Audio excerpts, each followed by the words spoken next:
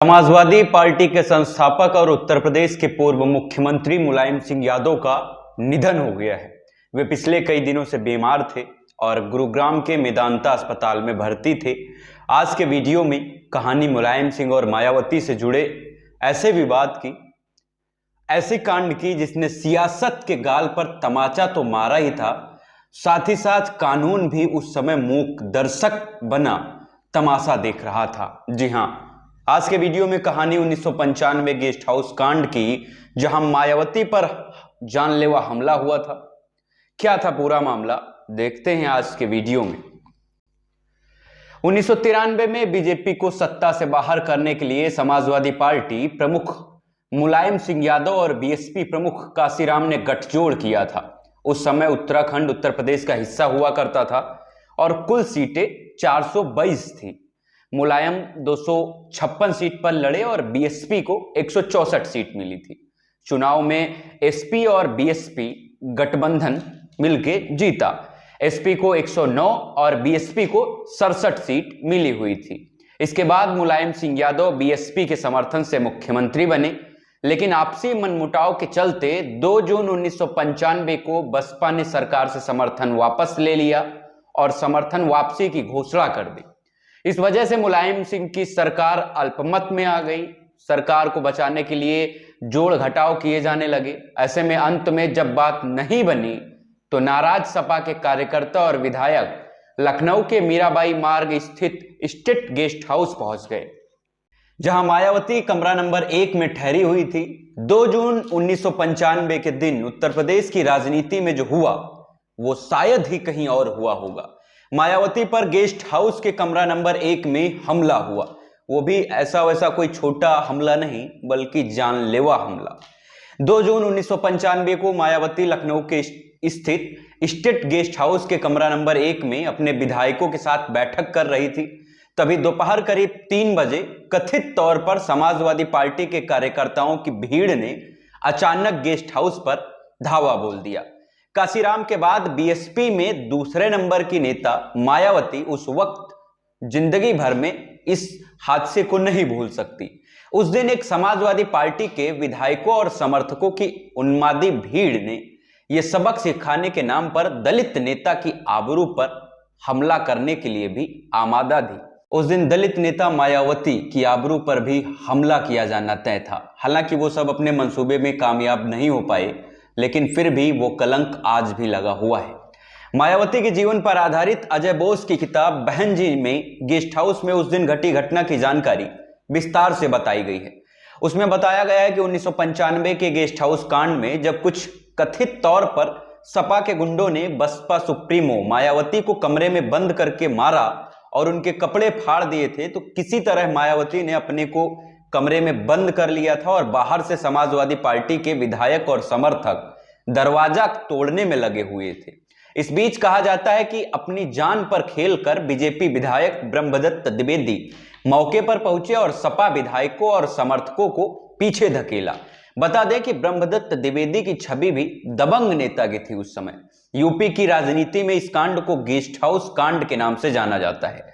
यह भारत की राजनीति के माथे पर एक बहुत ही बड़ा कलंक है, धब्बा है। खुद मायावती ब्रह्मदत्त द्विवेदी को भाई कहने लगी थी उस वाकये के बाद, और सार्वजनिक तौर पर कहती रही कि अपनी जान की परवाह किए बगैर उन्होंने मेरी जान बचाई थी। जानकारी के लिए बता दें कि ब्रह्मदत्त द्विवेदी संघ के सेवक थे और उन्हें लाठी चलाना भी बखूबी आता था, इसलिए वो एक लाठी लेकर हथियारों से लैस गुंडों से भी भिड़ गए थे। यही वजह है कि मायावती ने भी उन्हें हमेशा अपना बड़ा भाई माना और उनके खिलाफ अपना उम्मीदवार कभी खड़ा नहीं किया। पूरे राज्य में मायावती बीजेपी का विरोध करती रही, लेकिन फर्रुखाबाद में ब्रह्मदत्त द्विवेदी के लिए वो प्रचार करती थी। कहा जाता है कि जब गुंडों ने बाद में ब्रह्मदत्त द्विवेदी की गोली मारकर हत्या कर दी थी, तब मायावती उनके घर गई और फूट फूट कर रोई थी।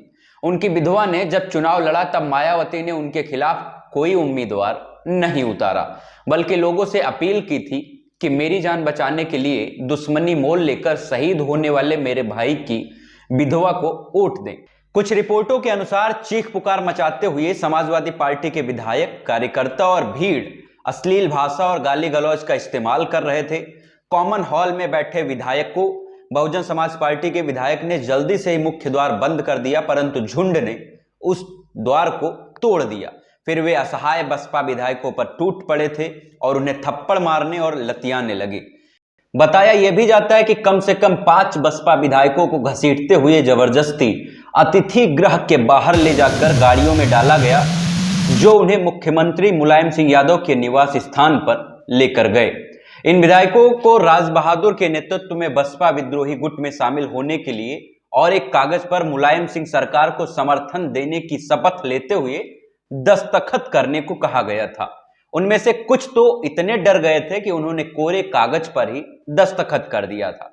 विधायकों को रात में काफी देर तक वहां बंदी बनाए रखा गया। जिस समय अतिथि गृह में बसपा विधायकों को इस तरह से धर कर दबोचा जा रहा था जैसे मुर्गियों को कसाई खाने ले जाया जा रहा हो। कमरों के सेट 1 से 2 के सामने जहां मायावती कुछ विधायकों के साथ बैठी थी, एक विचित्र नाटक घटित हो रहा था। बाहर की भीड़ से कुछ विधायक बच कर निकल आए थे और उन्होंने उन्हीं कमरों में छिपने के लिए शरण ले ली थी। अंदर आने वाले आखिरी वरिष्ठ बसपा नेता आर.के. चौधरी थे, जिन्हें सिपाही रशीद अहमद और चौधरी के निजी रक्षक लालचंद्र की देखरेख में बचाकर लाया गया था। कमरों में छिपे विधायकों को लालचंद्र ने दरवाजा अंदर से लॉक करने की हिदायत दी और उन्हें अभी दरवाजे बंद ही रखने के लिए बोला। भीड़ में से एक झुंड गलियारे में धड़धड़ाता हुआ घुसा और दरवाजा पीटने लगा था। मायावती को 2 कनिष्ठ पुलिस अफसरों ने बड़ी हिम्मत करके बचाया था। इनके नाम थे विजय भूषण, जो हजरतगंज स्टेशन के हाउस अफसर एसएचओ थे, और सुभाष सिंह बघेल, जो एसएचओ वीआईपी थे, जिन्होंने कुछ सिपाहियों को साथ लेकर बड़ी मुश्किल से भीड़ को पीछे धकेला। फिर वे सब गलियारों में कतारबद्ध होकर खड़े हो गए ताकि कोई भी उन्हें पार ना कर सके। क्रोधित भीड़ ने फिर से नारेबाजी और गाली देना शुरू कर दिया था। मायावती को घसीटकर बाहर लाने की धमकी बराबर दी जा रही थी दंगाइयों की तरफ से। कुछ पुलिस अफसरों की साहसपूर्ण और सामयिक कार्यवाही के अलावा ज्यादातर उपस्थित अधिकारियों ने, जिनमें राज्य अतिथि गृह में संचालक और सुरक्षा कर्मचारी भी शामिल थे, इस पूरे पागलपन को रोकने की कोशिश कोई नहीं कर रहा था। यह सब 1 घंटे से ज्यादा समय तक चलता रहा। कई बसपा विधायकों और कुछ पुलिसकर्मियों के ये बयान स्तंभित करने वाले थे कि जब विधायकों का अपहरण किया जा रहा था तब मायावती के कमरों में आक्रमण हो रहा था। उस समय वहां लखनऊ के senior superintendent of police OP Singh भी मौजूद थे।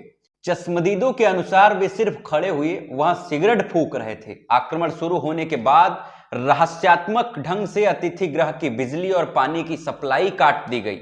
प्रशासन की मिलीभगत का एक और संकेत मिला। लखनऊ के जिला मजिस्ट्रेट के वहां पहुंचने के बाद ही वहां की स्थिति में सुधार आया। उन्होंने क्रोधित भीड़ का डटकर मुकाबला करने की हिम्मत की और जागरूकता का परिचय दिया। एसपी राजीव रंजन के साथ मिलकर जिला मजिस्ट्रेट ने सबसे पहले भीड़ के उन सदस्यों को अतिथि गृह के दायरे के बाहर धकेला जो विधायक नहीं थे। बाद में पुलिस के अतिरिक्त बल संगठनों के आने पर उन्होंने सपा के विधायकों समेत सभी को राज्य अतिथि गृह के दायरे के बाहर निकाला। यद्यपि ऐसा करने के लिए उन्हें विधायकों पर लाठीचार्ज करने के हुक्म का सहारा लेना पड़ा। सपा के विधानसभा सदस्यों के खिलाफ कार्रवाई न करने की मुख्यमंत्री के कार्यालय से चेतावनी आ गई, जिसको भी डीएम ने उस समय अनसुना कर दिया और अपनी ड्यूटी को बिना पक्षपात किए हुए अपनी ड्यूटी को ही सर्वोपरि समझा, जिसके कारण रात्रि के 11 बजे ही मजिस्ट्रेट के लिए तत्काल प्रभाव से तबादले का हुक्म जारी हो गया था। जैसे ही राज्यपाल के कार्यालय, केंद्र सरकार और वरिष्ठ भाजपा नेताओं के दखल देते ही ज्यादा से ज्यादा रक्षा दल वहां पहुंचने लगे। अतिथि गृह के अंदर की स्थिति नियंत्रित होती गई। जब रक्षकों ने बिल्डिंग के अंदर और बाहर कब्जा कर लिया, तब गालियां, धमकियां और नारे लगाती हुई भीड़ धीरे धीरे कम होती गई।